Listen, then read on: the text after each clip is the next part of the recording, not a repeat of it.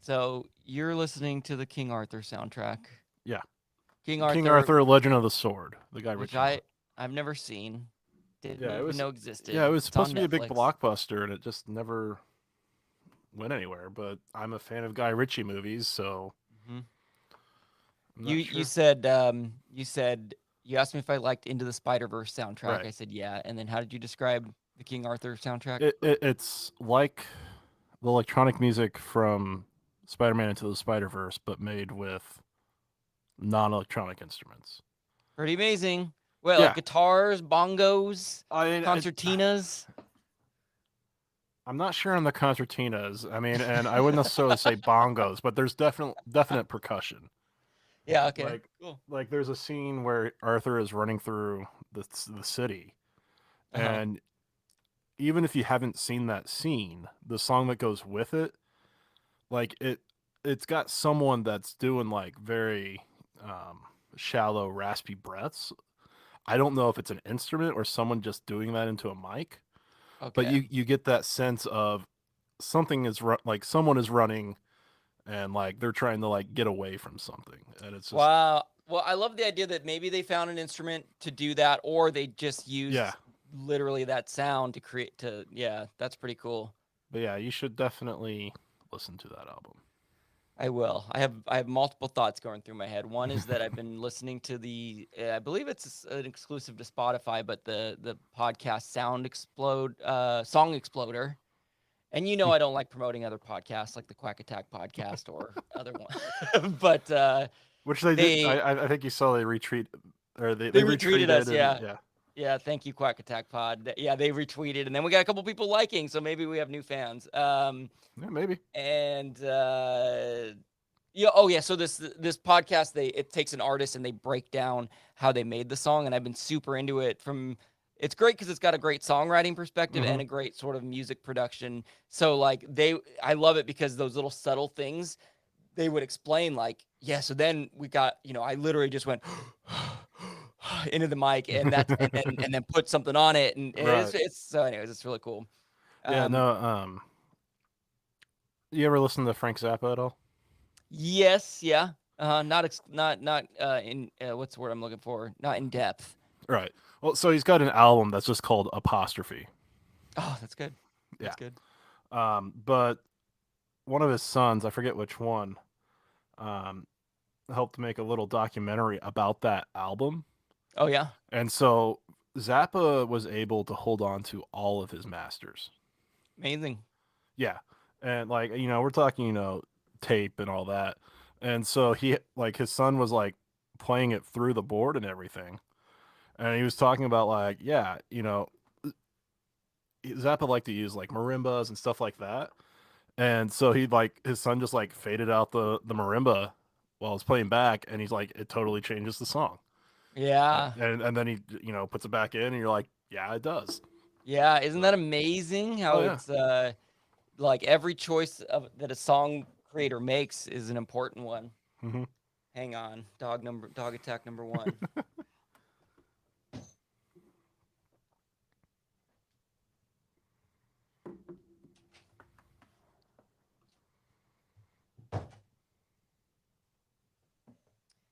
I don't anticipate good things for today's episode in terms of Coconut's behavior because I got home from work about a half hour ago. Didn't take him on a walk or anything after. He's been in his crate for 5 or 6 hours. Uh, And so I literally the dresser that okay, so I showed you last week the hmm. knob. This was the dresser knob. I Right. literally moved the dresser. It's currently in my bathroom with the door closed, so he can't chew that. I moved my guitar case that was here. I just moved Yeah. his bed. So I've eliminated a lot of things he can chew, but the problem is now there's like an exposed uh electrical cord here and my pajamas are sitting on the bed and my sheets. So I'm like, he's gonna find something, but we'll see how it goes. I also, unfortunately, man, first kind of serious injury from ultimate frisbee. It's not too Yeah. intense, but I pulled a hamstring today, and I've never done Oh. that before. It was, we were on full game number 2, which we don't normally do. So we were really Yeah. working And I felt really good because I've told you I've been rollerblading, I've been running, and so Mhm. but I think all of those things have fatigued my legs a little. And we were almost near the end of game 2, and just a regular sprint. I was on defense chasing after someone and just pulled up. And I've seen it 100 times in track and on baseball running down the line where someone just instantly grabs it. That was me. I don't know that anything snapped per se, but yeah, something Right. just oh. So the reason I bring that up is walking and rollerblading Coconut is On a I don't know how hiatus. I'm gonna get this guy's energy out. So we'll Yeah. see. Pray for me is what I'm saying. Pray for Well, me. I mean, first, I hyperextended my knee a couple times playing Oh. frisbee. Oh, so yeah, so you know a little Yeah, bit. so yeah. Yeah. But second, what if you just get a cone of shame to put on Coconut while you record? Not a bad idea. I'm really he just went for the electrical outlet and I'm like, I'm gonna lose track. Okay, he's on the bed now. Yeah, a cone might be a great idea. I'm toying with the idea of closing my door and locking him out, but when he hears me and knows I'm in here, he'll be barking and Right. whining. So I don't know, man. I do. You know what I'm gonna do? Hang on once. I'm gonna bring his crate. Maybe I'm gonna bring his crate in here to cover this up, so at least it covers Right. it, and he has somewhere to go. All right, let me try this. Hang tight. Okay.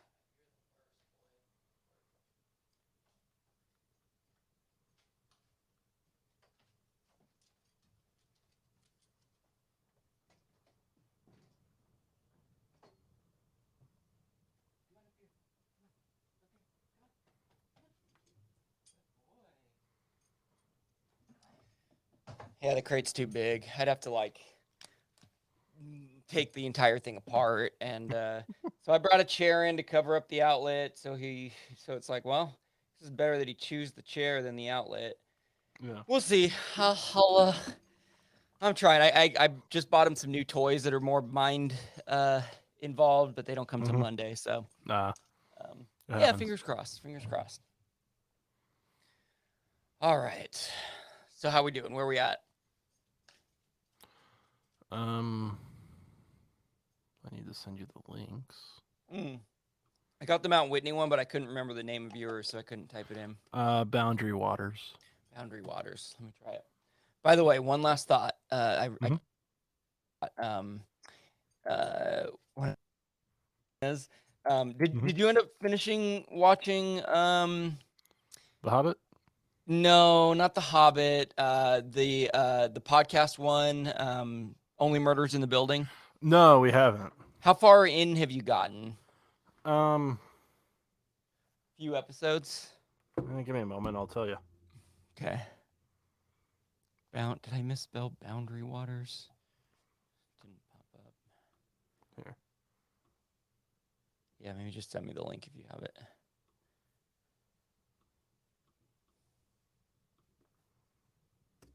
There you go. Cool. Thank you. Okay. Let me take. I did watch the new Matrix. Oh, you did? How was it? I enjoyed it. It was pretty good. Cool. No. No, no, no.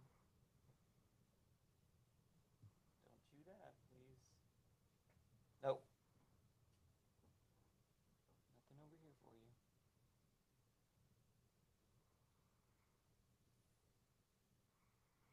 Leave that alone, please. Looks like we started episode 4. Well, it's not spoiling anything. I won't say the context of which this happens, but Steve Martin's character plays a concertina. Right. Did you Yeah, see yeah. that? Okay, so you Yeah. already saw that, and it's funny because I got my sister to watch it, and she listens to the podcast, and so she knows that I became obsessed with concertinas, Yeah. and watching him play, he's such a talented musician. It just looks so Oh yeah. effortless. And so then after that, I Googled I basically Googled how hard is it to play a concertina. And I watched like a tutorial video. Mhm. It's a little harder than I expected. I was hoping it was like the kind of thing you could just pick up and figure out.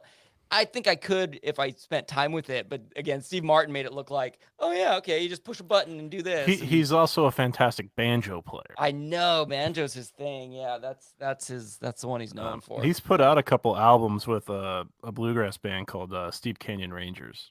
Oh, cool. Okay, Like nice. they're a separate band, but they've got a couple albums that he is like they've worked with him That's on. cool. I want to say I've seen him perform with a group, and maybe that was Yeah. them. Well, you know the Steve Martin Short um, comedy special that was on I think Netflix. Yeah, I never watched The- it. Well the Steep Canyon Rangers play on that. I should go back and watch it now because I'll be honest. I've It was never pretty not been good. I've never not been a fan of those two guys, but I've never been over the top about them. And Right. seeing them in this podcast, the Only Murders in the Building, along with Selena Gomez, who I thought did a Mhm. really great job. But those two were so funny; they played off each other so well. So Yeah. I want to check out more by them. Okay, I have one small tidy up, Yeah. and then are we promoting next week? Just kind of get that out of the way. I can't. Do we have what maybe? When I don't remember. did the um when did the Olympics start? Oh, usually it's February, but I think it's early February, but let's look. Olympics 2022, February 4th. So we'd Okay. want to. Well, we have right now. We have the 30th for the Boy Scouts, but we could either do the 30th or the 6th. Well, Well, we could do the 23rd. that's true. Building up to it because then it would Right. it would be a It would week come out the week before. before the Yeah, Olympics. my only concern is I don't think there's gonna be a ton of pre-hype about it, so I don't think anyone will really be Yeah. talking about it until they're actually on. Well, we could be that hype. The hype, we could, you're right. But either way, it's not gonna be next week. Just No, that would be. Oh yeah, you're right. That wouldn't be next week. That'd be the week after. yeah. Do you want to try Where the Wild Things Are on the 16th? Or is that kind of too much? Yeah, I don't know. There is what did we want to be when we grew up. I don't know if that's. Yeah, let's I'm not just like stick with that. just stick with it. Yeah, and again, sometimes I cut out the whatever we promote. Yeah. So okay, Well, all I right, mean, cool. and we don't have to say it, so. Okay, yeah. Let's just not promote next week. Maybe that'll be our regular going forward, unless we have Mhm. something we're really jazzed about. Yeah. Cool. Now we're live streaming too, right? Yeah. Technically, so if anyone's watching on live stream, they now hear that we do have episodes that we're not jazzed about. We just admitted that basically. Okay, well, Hold on, I accidentally switched my. oh, and I want No, I didn't. I like to clean up my. I hate it because I delete some of these. I can't hear you at the moment. Oh, gotcha. Is that because of you or me? Okay, now I can hear you. No, it was me. Okay. I think my watch was kind of confused and thinking that my phone was playing something, so I paused it and Got it. hit play. Because I'm using my AirPods, it went to my phone, so I had to tell it to go back to the computer. Okay, got it. I was like, did I do something wrong? No, it wasn't you. It's Apple doing what it's supposed to do, Gotcha. which is go to whatever device is using audio now. But Gotcha. yeah. I'm a little distracted because I'm trying to figure out what's been working best in terms of where I play the music. In the Right. moment, it's better if I play it off the machine because I can fade Mhm. it easier. But then that music is on my track with me, and Right. I can't edit anything out. So it's actually much better for editing and overall sound if I play it off of the Riverside one. So we'll just do that and just know that they're going to kind of cut off abruptly. No, I'm fine with it. I mean, even if we don't even play the whole thing. Yeah. Let me actually I'm gonna play Jingling Bells really quick. Let me put it on live. This is just a test for sounds because I forget that. Okay. That's loud. I do have a fader here. Actually, now you talk really quick. Just Can you hear me? keep going.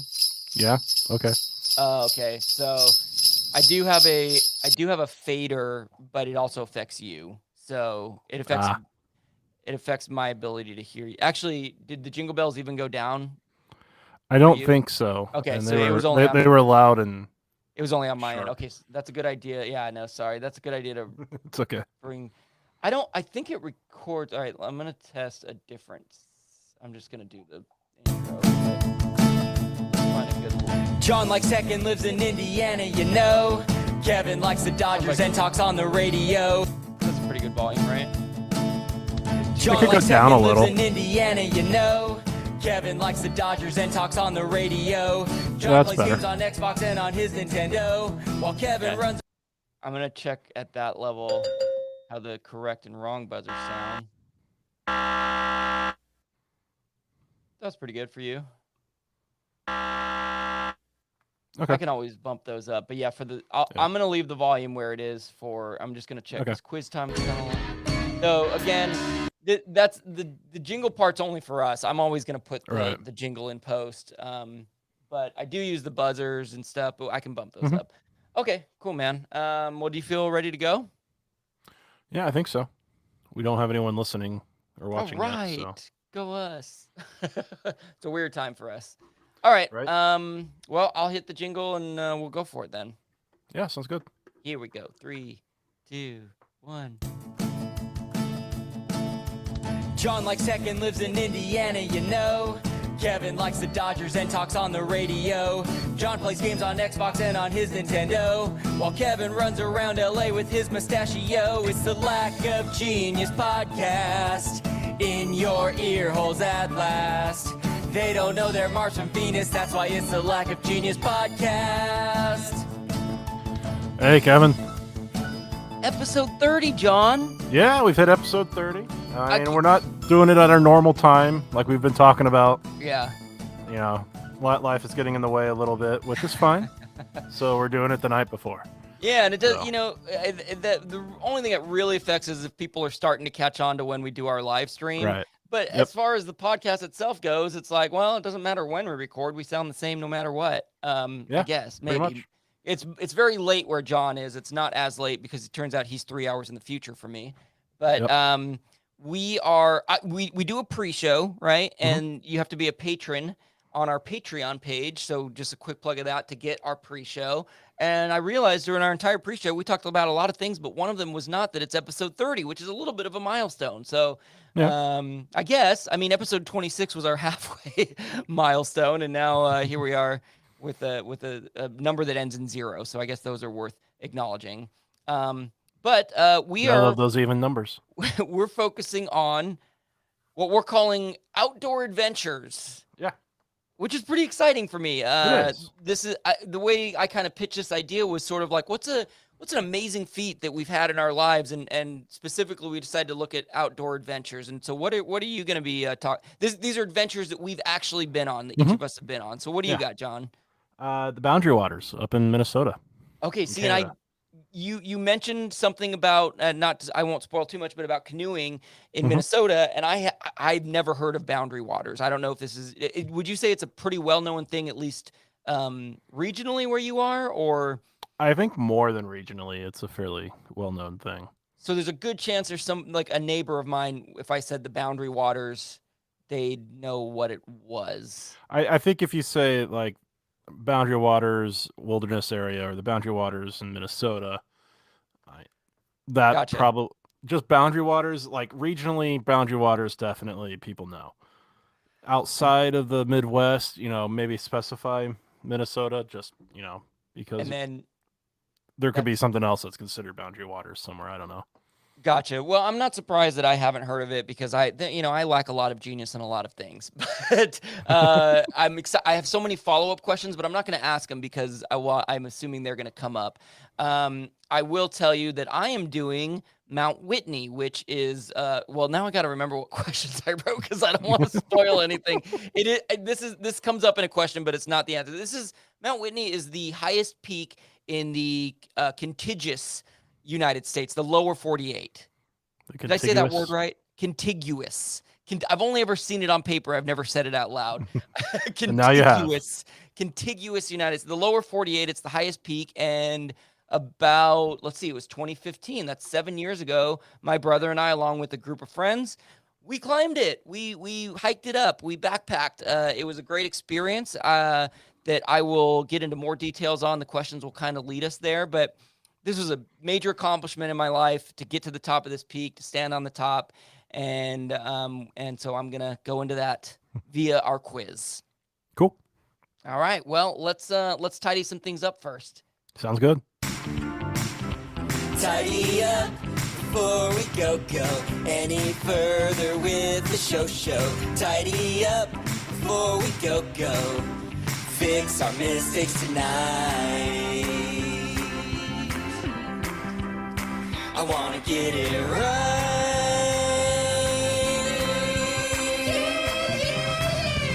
Tidy up. Oh, I know for sure I have a tidy up today. I'm actually very embarrassed about my tidy up. I told you I had one, but I didn't tell you what it was. That's true. And the reason I'm so embarrassed, so tidy up section for those who are new is where we clean up mistakes that we've made in prior episodes. I just realized I actually have a brief second one as well that might be fun to share. But the reason I'm so embarrassed about this one is because it's related to Mighty Ducks. And I have been going on and on about how obsessed I am with Mighty Ducks. Anyone who's seen me in person in the last 2 weeks, I've had a conversation about Mighty Ducks about. I'm so obsessed and I made a mistake that I caught myself in the episode, and I caught it before I listened back, and it was like cringeworthy listening to me say it. I introduced the Bash brothers as Fulton Reed and Dean Porter. Dean's last name, his character name is actually Portman, like Natalie Portman. Dean Portman. It's an honest mistake. It's not that big a deal, but for me, who bleeds the Mighty Duck blood, the oils of the feathers of the Mighty Ducks. Oh man, I hated doing that. So Dean Portman is the character, and I hang my head in shame in this moment. So it happens. Tidied that up. I had a conversation not related to Mighty Ducks with Grayson, who's one of our fans, a coworker of mine, a friend of mine. This was many episodes ago. Okay, so this was our episode 26 extravaganza, our half year special. Okay. And one of my questions had to do with how many times I said the word ping pong in our table tennis episode. And it ended up being, I believe, 7.5 times that I said ping pong. Well, while I was explaining how many times I said ping pong, I made some comment like, I bet I've said ping pong more times in this episode than I did in the actual episode. Turns out Grayson went back and counted, and I did. I was correct. I said ping pong 8.5 times in the extravaganza episode. I said it 7.5 times in the table tennis episode. So that's a shout out to dedication of fandom for you, Grayson. Well done, my friend. And now he gets to go back and listen to this one and count how many times you said it in this one to see if you said it more times in this one than the previous and then, ones. Well, once he does that, we'll tidy that up, and it'll be it'll be like looking into a mirror. It'll be our ongoing celebration of ping pongdom. Yeah, and I actually just kind of thought about a little tidy up as well, or just a fact, I guess. So we recorded last week's episode on the 2nd, January 2nd. Yes. And we did the movie trilogies. I did Lord of the Rings.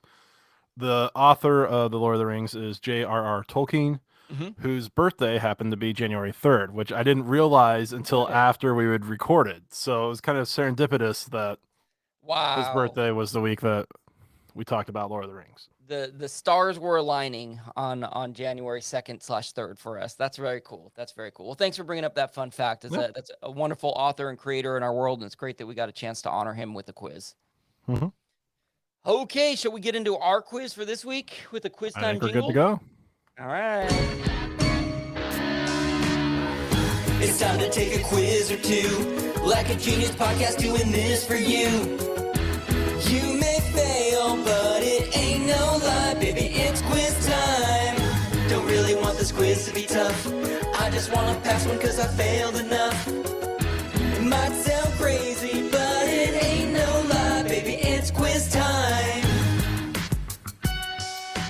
I like that we got a good little rhythm going, John. I mean, We 30 do. episodes, you would hope that we have a little rhythm going, but we've gotten to know each other well, not just through facts about one another, but just like, okay, this is a good, this usually Kevin talks here, or usually John talks here, or Yeah. I don't know, that kind of stuff. So it's been I know you on a very deep level, is what I'm saying now.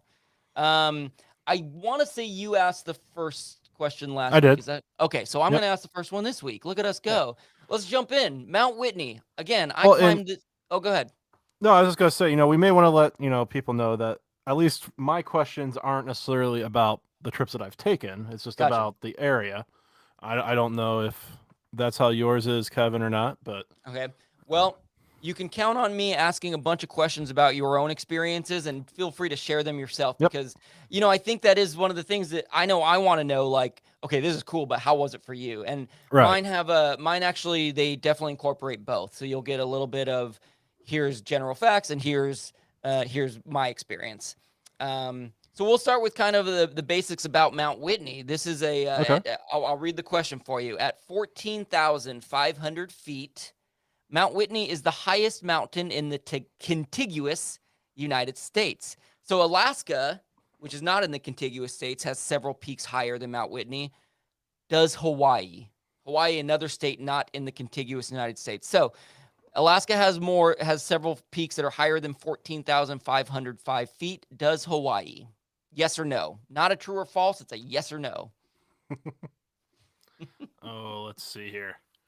I mean, I know not too long ago they had snow in Hawaii. I mean, obviously because they're so, close to the equator, in order for that to happen, it would have to be at a fairly high elevation. Mm-hmm. I'm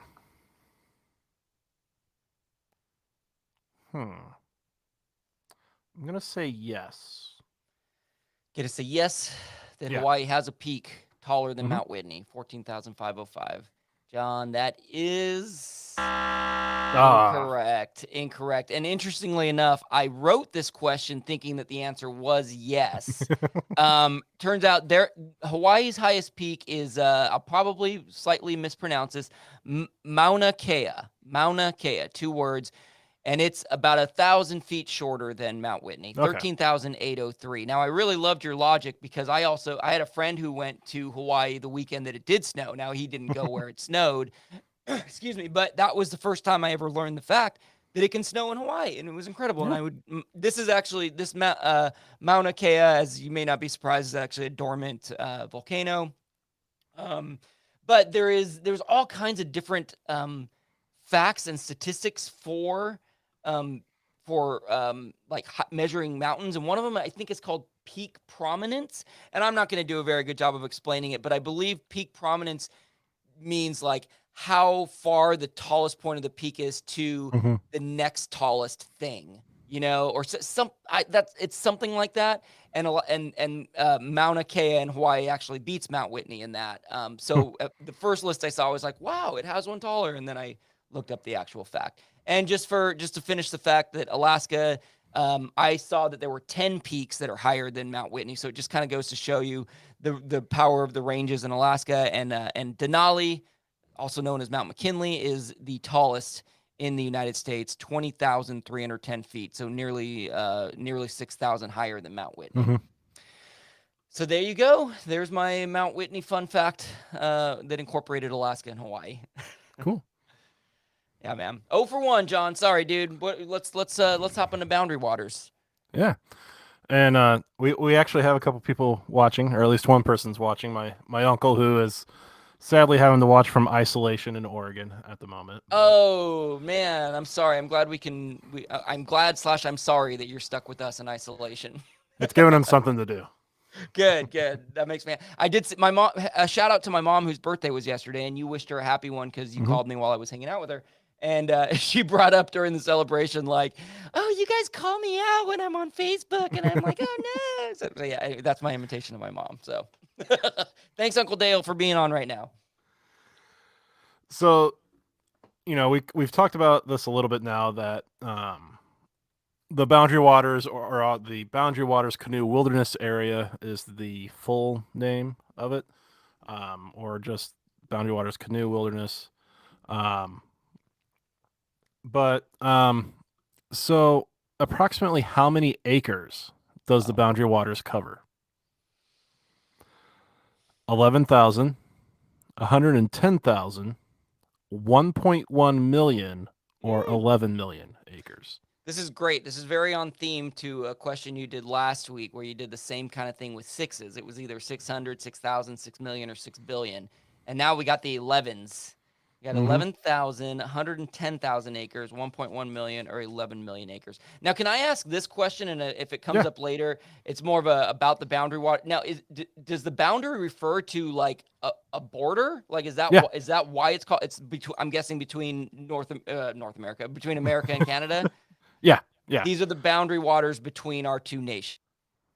So, the question is, how many acres does the boundary waters cover? And that's interesting. So I know Minnesota. I don't know if it spans across to other states. Nope, and it's only in Minnesota. It's only in Minnesota. And Canada. And Canada does have a corresponding park on the other side of the boundary. Oh, cool. But this number does not reflect that. Interesting. That's very cool to know. I do have a general idea of how much an acre of land is because it's very rare, but the property that my grandparents lived on because they bought it in the 1940s is approximately 1 acre. So I have an idea of what that land is.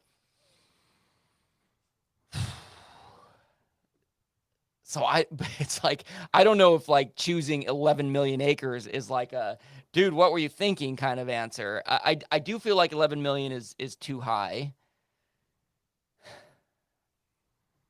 I'm going to choose 110,000 acres. That sounds like a lot to me without being too insane. So I'm going to choose 110,000 acres. Incorrect. What is Would it? you like to? It's 1.1 million, or It just was the middle one. Yeah, it's just under 1.1 million. 0.092 million acres. Okay, but that doesn't fit with the theme of the 11s. Right. Well, I figured, at that point, going up in an extra 8,000 acres isn't going to be that much. Yeah, it's not going to make a big difference. Yeah, so 1.1 million. All right. Yeah, I mean, another way to think about that is it's about 4,400 square kilometers. Okay. It's a big area, but it's actually an area inside of a national forest. So to get to the Boundary Waters, you actually have to go through Superior National Forest. Oh, okay. And so then this wilderness area is inside of a forest, and that forest is even bigger. But yeah.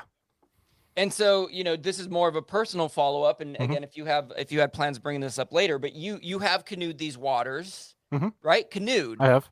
Yeah. This was, when did you do this? You were in high school, I'm guessing? Yeah. Well, middle school and high school. I've done it twice with Boy Scouts. Very nice. I think in 98 and then 02, 03, okay. One of those. But yeah. I've been up there twice for a week at a time each time.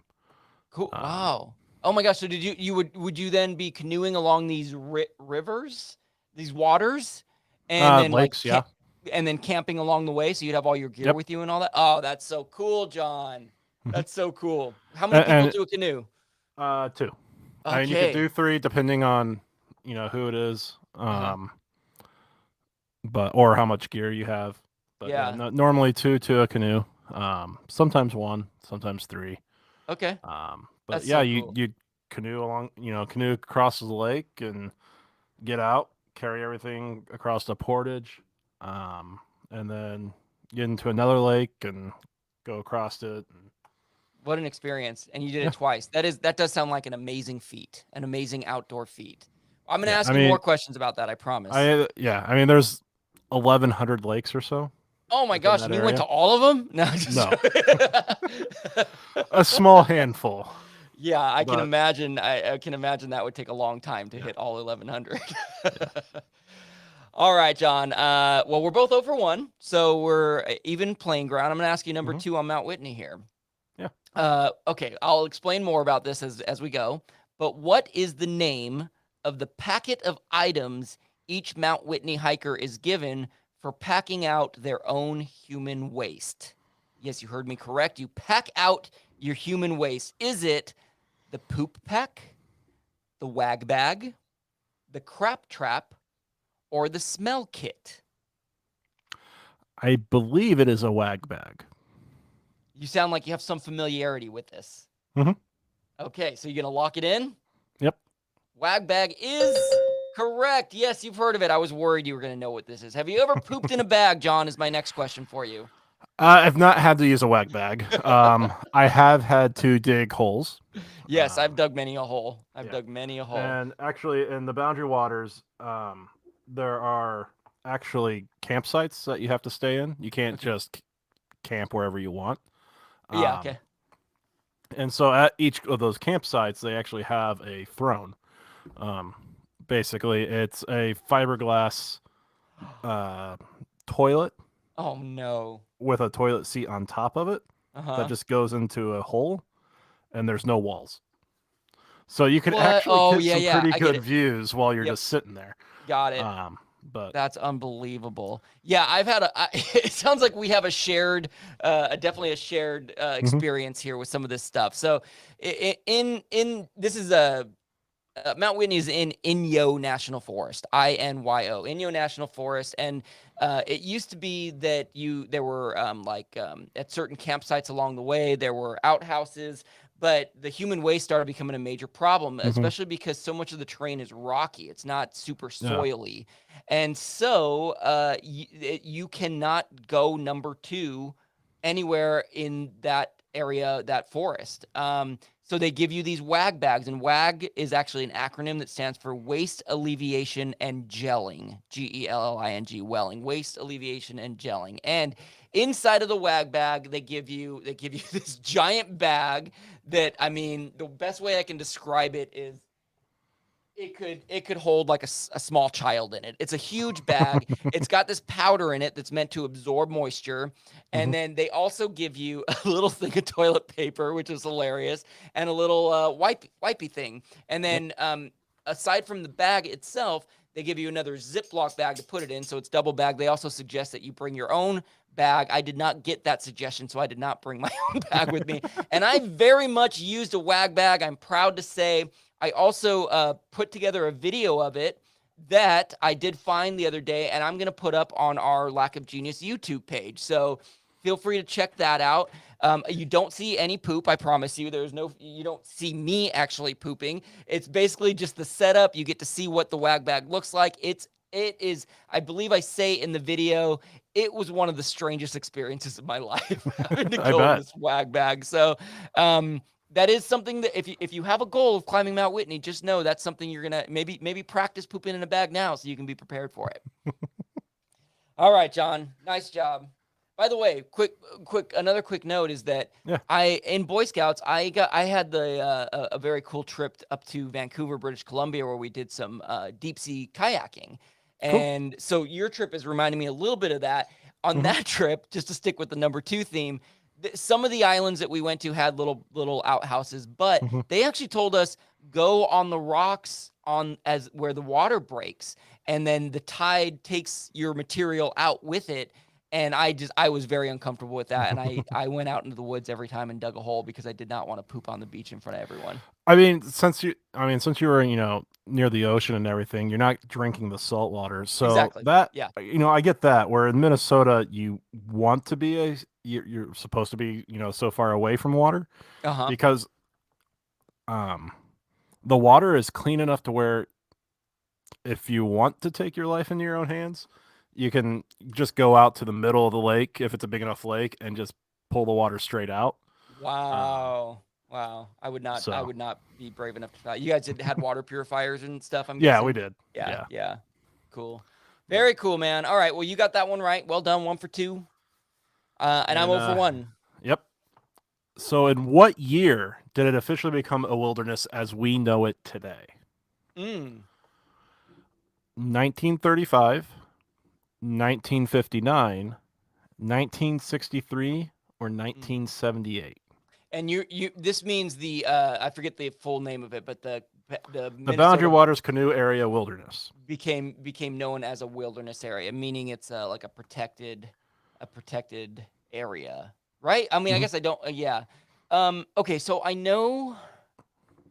Oh, I have very vague facts. In fact, they're not facts because they're very vague about like the national park system Mhm. being started, and I wonder if that would correspond with it. I I don't know my presidents well. For some reason, was it Truman? I don't. Nope. No. It was. We've talked about this before. It was one of the Roosevelts. It Mhm. was. Yeah. It was one of the Roosevelts. Teddy. Yep. It was Theodore Teddy Roosevelt. So again, this is me assuming. Look at me having a little bit of knowledge, and your uh-uhs have been helping me, so thank you. Your uh-uhs and uh-uhs. Um, I I want to go with 1935. I feel like that would be the general time frame that I'm sort of hovering around, and so I'm just gonna go for it, man. I'm gonna lock in 1935. Oh Incorrect. man, how did I do? How was my logic? Was I anywhere in the ballpark? No. It's always no. It's always no. So I actually reworded the question a couple times to get it to where it is now, and the answer is 1978. Okay. And that the part that is the we as we know it today. So that was in 1978 was the Boundary Waters Canoe Area Wilderness Act, which is what established a lot of the regulations and everything that we Okay. have now for And it. that was probably a Minnesota State Act then, or is that a federal? Federal. Wow. This is all federal land. Wow. So so that was in 1978, and that's where what put in a lot of the stuff now Gotcha. that we have. But like I said, it is inside of a national forest, which means it's actually the whole area is ran by the U.S. Forest Service. But it was actually back in 1902 when Minnesota first started setting land aside to not be used for logging or anything. We know like a lot that. about that. Yeah, we do. We've learned a lot. And so then, in the 20s, roads were being built into the national forest, and, a lot of tourism and things like that. And then Truman signed an executive order, which prohibited aircraft from flying over it below 4,000 feet. It was then officially called the Boundary Waters Canoe Area in the 50s. And then there was the Wilderness Act, which established wildernesses in 1964. And that's when the National Wilderness System came into play. Okay. So, and then 78 kind of got everything to where it is now. As we know it today. Okay, got it. No, that's fair. You worded that fairly. Here's a question I have, because it literally has the word canoeing in the title. Yep. And that's what you did. Is that just the most popular activity It that is. happens there? Yeah. It's okay. Yeah, I mean, there's hiking and fishing and stuff.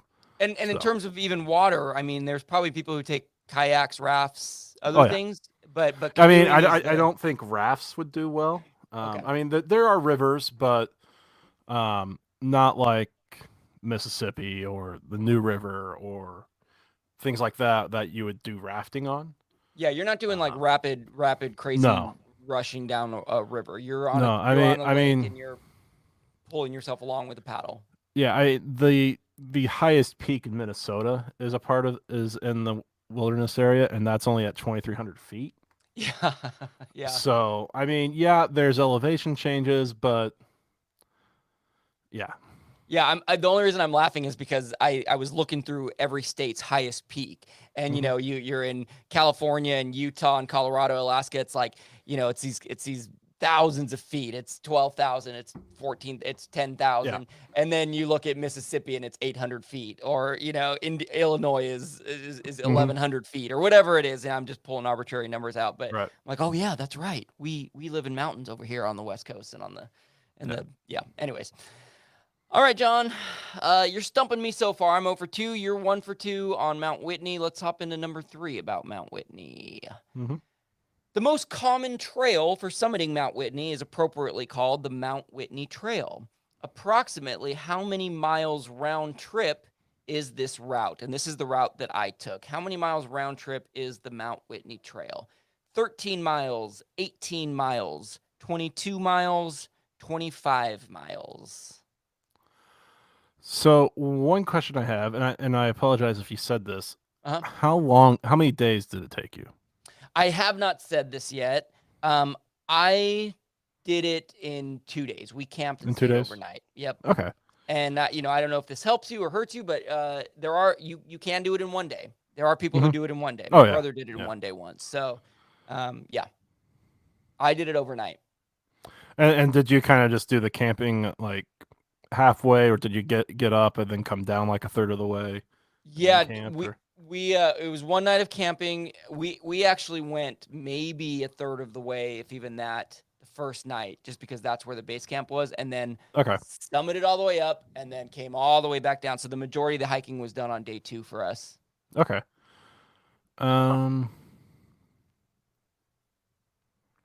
I'm gonna say 18 miles. 18. Again, if you're listening at home, 13, 18, 22, or 25 miles. And you're going to go with 18? Yep. That is incorrect. One higher. 22. Yep, it was 22. So it's about 11 miles. I think it's like 10.9 something there, 10.9 something back. It's about 22 miles. And I kind of was, based on my research, because I couldn't remember a lot about this trip. But we did get an overnight permit. By the way, you have to go through this whole lottery system in the spring to be able to go in the fall. When we went, it's in the winter actually, is when you do the lottery. And luckily, one of my brother's friends, she reached out to him and all these other friends and had them do the lottery. And my brother got 2 spots, or I guess they had an extra spot, and they invited me kind of last minute, and I was all about it. So, 22 miles. So day 1, we only went about 6 miles. Now it was all up. It was a heavy hike, and I remember being exhausted by the end of it. But we set up camp because there is a base camp at the bottom, and we were maybe just about a mile shy of that base camp, if even that. Stayed the night and then woke up at like 3 a.m, got headlamps on, and started trekking up the mountain. And it's pretty sweet because you get to see the sun come up. Some of the most beautiful views I've seen in my life was that morning. We got to the top, spent a little bit of time up there, and then what I did the math was 16 miles all the way back down. And it was the closest I felt to what I've seen people describe like running a marathon is like, where your legs are just, you don't even notice that you're moving your legs because they're just going on autopilot and they're so tired. Going downhill for basically 11 miles, it wreaked havoc on me. I was so tired. I was in pretty good shape, but I was just like, wow, this is pretty crazy. So anyways, we did the 2-night thing. My brother did it previously and he did it in 1 day. You spend 12 to 18 hours. I don't know what he did it in. Start at the bottom, go all the way up, come all the way back down. I'm so glad we didn't do that because that would have killed me. So nice job. Oh, well, you missed it. Sorry, not a nice job. Nice job to me on accomplishing this feat is what I'm saying. I was just giving myself a compliment. All right, let's see if I can get one right here so I don't get another offer this week. And it's a true or false, since we didn't do one last week. I figured I'd give you one this week. Okay. So true or false? You are allowed to use motorboats in the wilderness area. Wow, true or false? And it's interestingly enough kind of what I was asking. I hadn't thought about motorboats. And maybe that even points me in the direction of where I want to go, because I don't envision any kind of motorized boats. I feel like that would take away from the overall ambiance of the wilderness area. Now, I can imagine it having a lot of waters that would be fun to be motorboating on. But You are allowed to use motorboats in the wilderness area. I'm going to say false, meaning you are not allowed to. So I'm choosing false. Incorrect. Oh, dang it. You can, huh? In or on certain lakes, you can. So, okay. So they have regulations in Um, certain areas. Yes. And depending on the lake, actually, there might be limits as to how powerful of a motor you can have. Got it. So the 2 times I've been up there, we actually went out on. We started on the same lake both times. It was called Seagull Lake, um, and that lake actually you're allowed to have boats with motors as long as it doesn't exceed 10 horsepower. Okay. So, depending on the boat, you could get going decently fast. And actually, on that lake, there's an island called 3 Mile Island that you can't actually use motors to the west of that island. So it's only a Oh. part of the lake that you can use the motors on. Gotcha. And that's mainly centered around the main input area, is where they're talking about. But you asked, what are besides canoeing, what else is big up there? Mhm. Fishing. Oh, yeah. Until you take a little motorized boat out and Right. settle in. And they'll just go fishing for the day and, That's cool. so on. But yeah, so it's only on certain lakes. I mean, and it's like, from what I'm seeing here in the official pamphlet for the Boundary Waters trip planning guide from the United States Department of Agriculture. Can you which print will, one of of those out course- and send it to me, by the way? I could send you the link. Dang, that's not as fun. I mean, there's only a handful of lakes, or a couple handfuls that you where can- the motorized boats are Yep. allowed. What about jet skiing? Is that something people do there? Is it like a recreation kind of not as far I as don't you know? think jet skiing or skiing in general is really a big thing up there. Mm-hmm. Just because people are there to enjoy the environment and Got the it. surroundings. So the motorboats are more used for fishing, not for like joyriding. So it's Yeah, I mean there's probably some, but I mean at least on Seagull, 10 horsepower isn't going to do a whole lot. no speedboat racing either, is what you're Right, saying. but I mean it's I mean also so that helps for protect the canoers and kayakers Yeah. because of the wakes and everything. But I mean that lake is big enough to where the first time we were up there, we ended up staying on that lake overnight because the wind was bad enough to where it was causing like 3-foot whitecaps, like waves. Oh, so it was just like crazy. Trying to canoe west directly into the wind with those whitecaps made it a little difficult. So Oh, I can imagine. That's so cool, though. I mean, you were in, real danger there. They're just, whatever, difficult level. But you were facing the elements, man. Yeah. That's cool. That's very cool. I'm loving learning about this stuff. One other question, like, there are obviously these places where the motorized boats go, and there's more recreation areas. On your trip, was it the kind of thing where you would go out and you basically wouldn't see another person outside of your group, or is it pretty common to be seeing people out and about doing their activities? it really depends. If I mean your first few days, you might see a lot or a decent amount of people.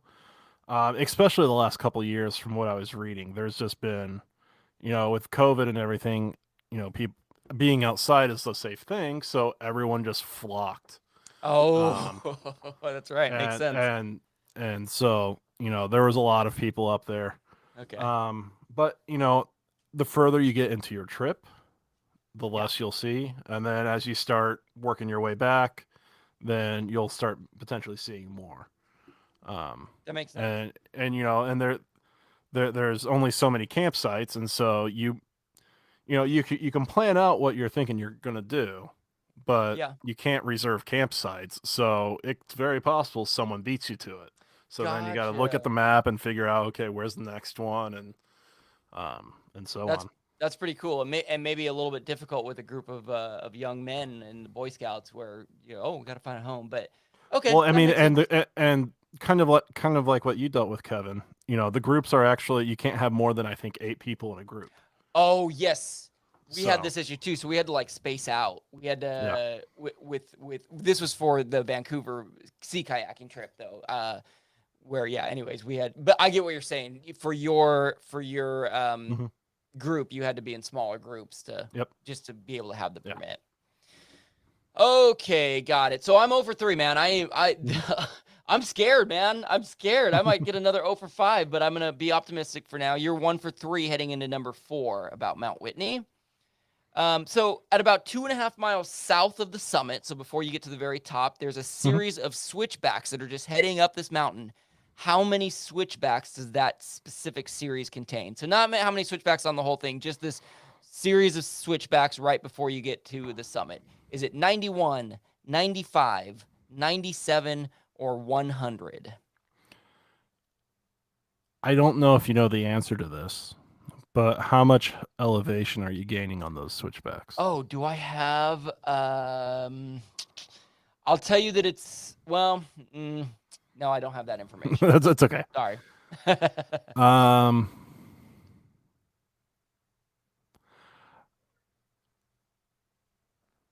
I'm gonna go with 100, just because it's an even number. 100 switchbacks leading up to the summit. You locking it in? Yep. That is incorrect. Sorry. It's 97, and there's a little bit of, I don't know if controversy is the right word about this. When we were on this hike, I remember it being 99, being told it's 99 switchbacks, and I even counted them. In fact, it was a very good way to keep my mind busy while I would, keep me working towards something. And these switchbacks are relatively short. It's like, because we are gaining a lot of elevation. I would guess it's a pretty Right. significant amount for a short amount of time. But I just remember them being very kind of short and relatively steep. In my counting, I think I got to like 98. And then when you get kind of to the top, you sort of lose track of, okay, wait, is this still a switchback? Is this a turn? So it was really hard to say. But in my research today, there were a few places that said it was 99, but the majority, and including some official sites, said 97. So that's why I was my last choice was going to be 99, but I didn't want there to be any controversy, so I made it 100. Right.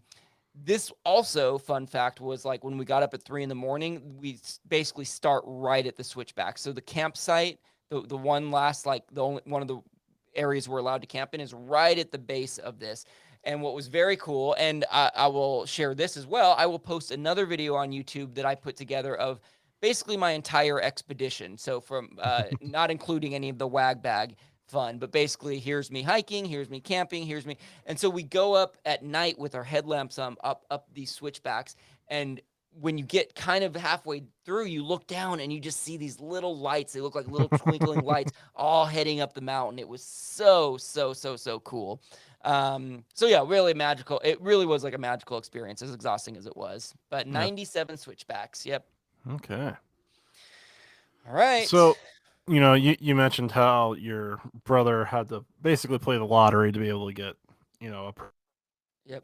and Boundary Waters has permits as well. There's different permits depending on what you're doing. But my guess is your brother may have gone to the same website. You can get your permit at recreation.gov. Yeah, I'm pretty sure And, that was it. Like Yep. it like at least for Boundary Waters, you need permits for between like April or May 1st and September 30th. Okay, yeah. Are the quota permits. So basically only allows so many people in. And those would be like for the week-long canoe trips and things like that. However, there are also what are called non-quota permits.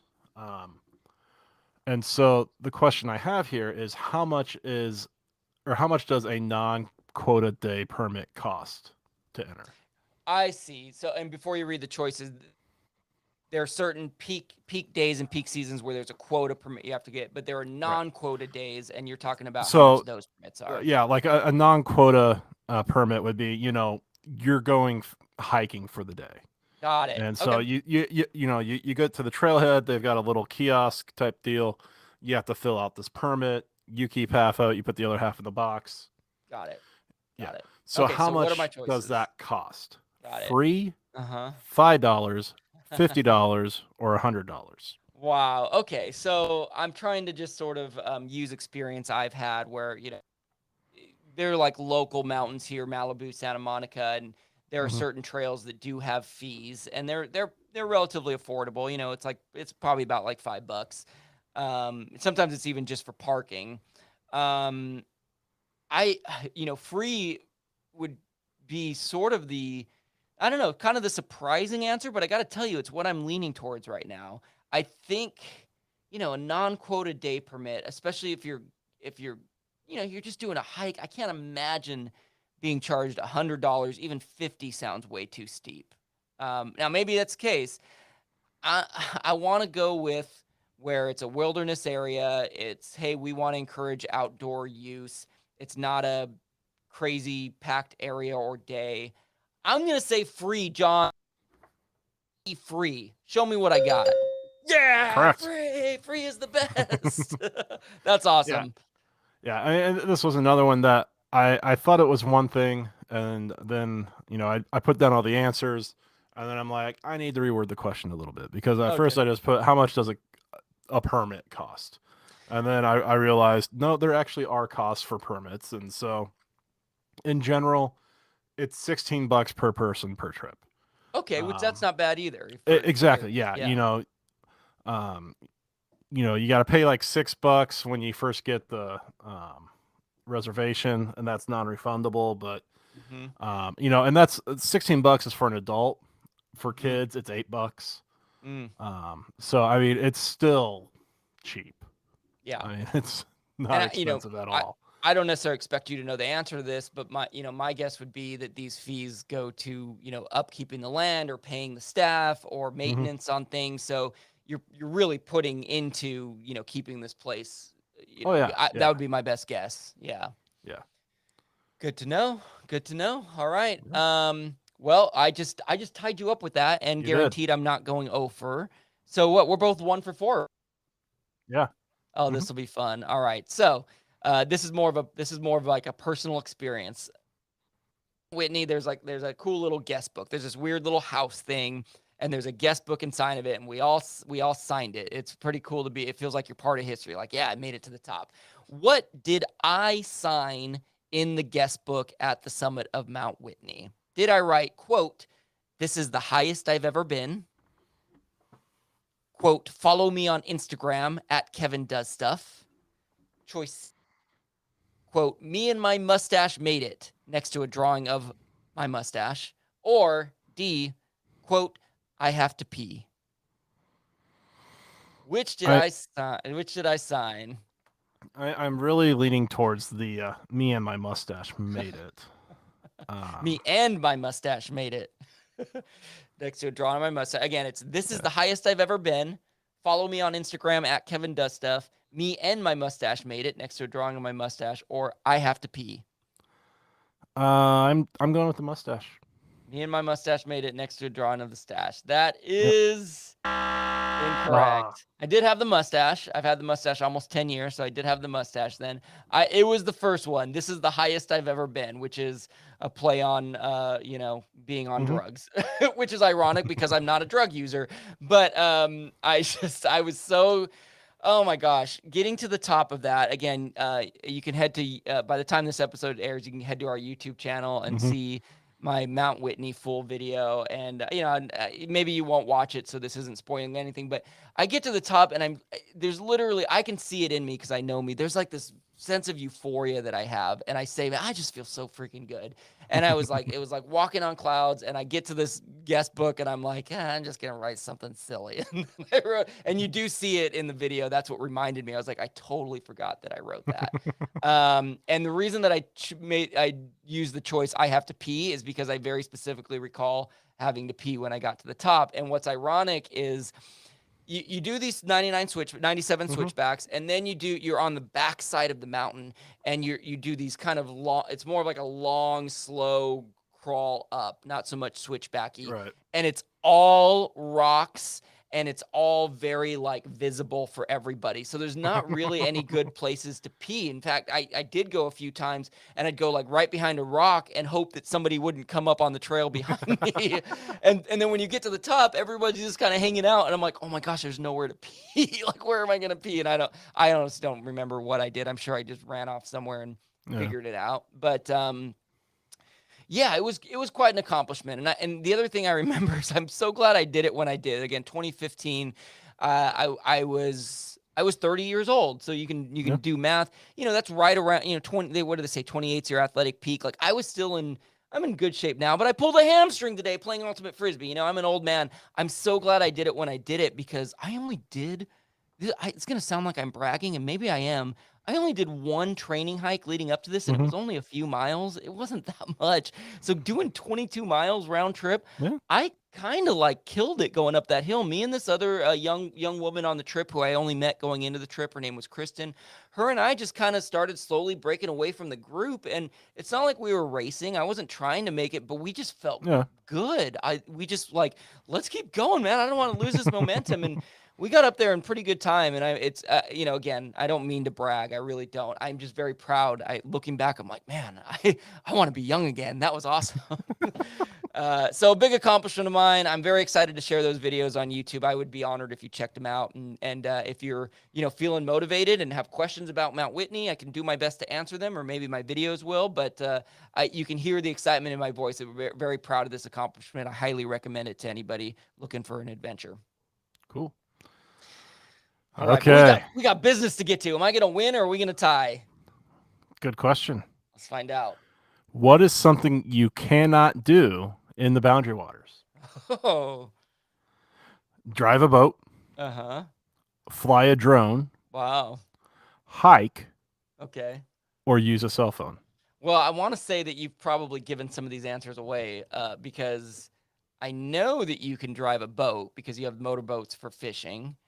And unless there's something tricky about the wording, I know that there are hiking trails. Unfortunately, I kind of probably drew that out of you. So I think we're between fly a drone and use a cell phone. Initially, when I saw this question, I thought use a cell phone. But that seems like well, here's what's interesting is maybe it's not a rule that you can't use a cell phone, but maybe there's no service. So you literally cannot use a cell phone. But you can take pictures with a cell phone. I got to choose fly a drone. I would guess that there's probably something about, not disturbing the area, not having things flying around. I bet you get some amazing shots with a drone. But that is what I'm going to choose. I'm going to say you cannot fly a drone in the Boundary Waters. Correct. Yay! And it's actually not just the Boundary Waters. Uh-huh. It's, I think, any national park or wilderness area. That I wouldn't be surprised if that's the case, and that's probably Yeah. something they had to do within the last few years. Well, maybe I guess drones have been around a long time, but They have commercially they've really taken off, obviously, in the Yeah. last 10 years or so. Yeah, I mean it's maximum penalty is $5,000 or 6 months in jail. Okay. I know that if I think you can get a permit if you're wanting to like film it for a commercial reason, Okay. for a movie or something like that. You have to work with the Forest Service and Yeah. everything to do that. And actually just filming video in general, if you're doing it for a commercial purpose, you have to get a permit. I would bet. Yeah. I mean, that's yeah. national land. That's federal land. So- And I would guess that drones, other than for commercial reasons, like the national parks want to promote their parks, and so I would guess many a drone has flown for promoting their own views of it. I will say, John, man, I knew nothing about the Boundary Waters, and as I said at the beginning, and I'm all about it, man. When when I go visit and we play hide and seek, and I chop wood for you, and we go to the D&D convention, and we go to the Troll Hole in Canton, Ohio. We're also gonna head up to Minnesota. We're gonna head up to Minnesota, and we're gonna do some motorboating and some canoeing and some hiking, and it's gonna be so much fun. Yeah. I mean, granted, it's been probably nearly 20 years now since I've been there. You're due. I am due. But yeah, cell phones were a thing, but it's possible things have gotten better up there when it comes to cell phones, but in general, there's not going to be any cell towers. So yeah, it's a good thing. It's a good thing. I know a trip I took this year to Zion and to Moab National Parks in Utah. I loved when I didn't have service. It was even nicer. Well, as we're getting ready to wrap up, I'll ask you this, not to put you on the spot about it, but do you have a standout memory from that trip? I'm sure it was just overall a great experience, but what was your favorite thing about it? What do you feel most accomplished about? What jumps out to you? Um, so I'm not a huge fishing person. You know, Mhm. I will occasionally do it. Most of my fishing was because of scouts. And, you know, I've spent 2 weeks up there and I've caught one fish. Wow, and that so you're saying that one fish is your biggest accomplishment? It was a 2 foot pike. Oh, I don't know necessarily what a pike is, but 2 foot is. I'm Yeah. and let's just say you caught it barehanded to make the sound even more No, incredible. no. I mean, so a pike, one, Uh-huh. it has fairly sharp teeth. And so Oh, you like a actually have to use piranha. like a steel lead or a metal Wow. lead on the fishing line. So you got the Okay. fishing line and then you've got this metal part, you Uh-huh. know, a foot long, and then you've got the hook on the end of that. Okay. Okay. And then, you know, most fish you could just, you know, start filleting it, but with a pike, you have to like hit its head with like a canoe paddle or something to knock it Oh, out so you can then fillet the. what a crazy experience. And you know what's so cool about that is, I'm sure, look, there are people who listen who don't like to hear about animals getting hit over the head with paddles, but like this is survival. This is like Yeah. this is how people before us survived off the land. And that, I I could get into a lot of stuff about that, but I think in a weird way, I think that's kind of beautiful that you had a chance to like experience the land, live off the Oh, land, yeah. provide your own food for yourself in that moment. Yeah. Yeah, I mean, Very cool. and Uncle Dale mentions in the on the Facebook feed, he Mhm. mentioned the loons, and hearing loons in person is both eerie but beautiful at the same time. I Like it's bet. a very haunting sound, but That's a bird. I was gonna say they're like a Mhm. duck, right? But they're Nope, that's not probably not they're true not at a all. duck. Uh-huh. They're different than ducks. So I would love to hear your impression of a loon right now, I John. I can't do that. I'm not You good at impressions. you want to hear the sad thing about what comes to mind when I hear a loon Mhm. is I don't know if you remember this, but Tom Green back in like the late 90s had a song called The Bum Song. And I Mhm. remember this because I watched it on TRL all the time and he parodied a bunch of artists. But for some reason at the end, he just started shouting, "The loon! The loon!" And you hear a loon making its weird noise in the Yeah. background. And unfortunately, Tom Well, Green is the one who educated me on loons. I mean, if you ever go to Canada or you've talked to someone from Canada, they might refer to their $1 coins as loonies. That's right. Yeah, I think I knew that. Yeah. Do you know That's why. why they do that? Is it because the loon is on it? Yeah. That is And great. their $2 coins are called toonies. Just because it's clever? Yeah. That's funny. Oh, well, Canada does everything Actually, there better might be than us. two loons on it now that I'm thinking about it. Oh, that would But be even better. Let's pretend it is. Let's pretend it is. Well, that's cool, man. Backing up to your fish catching, I think that's very cool and what an experience. And I'll share that I had a food related thing that I wanted to share about Mount Whitney, which is when you get to when you finish the hike. So this is also where you start the hike. You start and end. The city's Lone Pine, and this is kind of inland towards the mountain from Lone Pine. I'm bad with directions. There's like a general store. I think it's even called Mount Whitney General Store. They make the hugest pancakes I've ever seen in my life. So hikers will go and either eat the pancakes before to stock up. What we did is we waited till we got down and we were so hungry and it's this pancake that's bigger than your face. It doesn't even fit on the plate.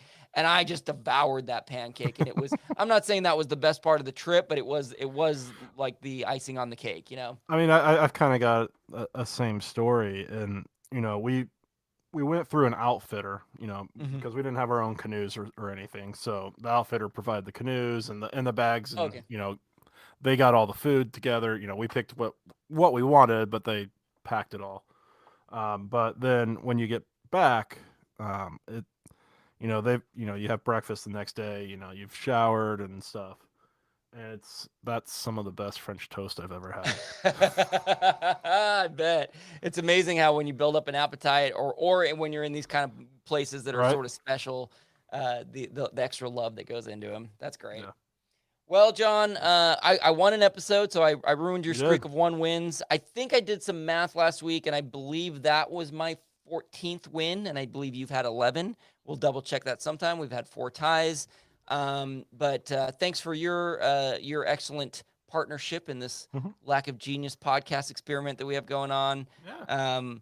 I'll give a thank you to my brother Robert, whose love I'm still trying to earn for including me on this trip so that I could have this experience to begin with. And yeah, man, thanks for doing what you do, Yeah. John. You too. And we'll be back next week. Loggers, we appreciate you so much. Tell your friends. Let's spread the word about this podcast. And we really Yeah. want to reach more ears and get more input. So don't hesitate to hit us up anytime on our socials. Say hi to us. And we look forward to chatting again next week. Yeah, and if you want to, you don't even have to watch it. Just go like and subscribe on YouTube.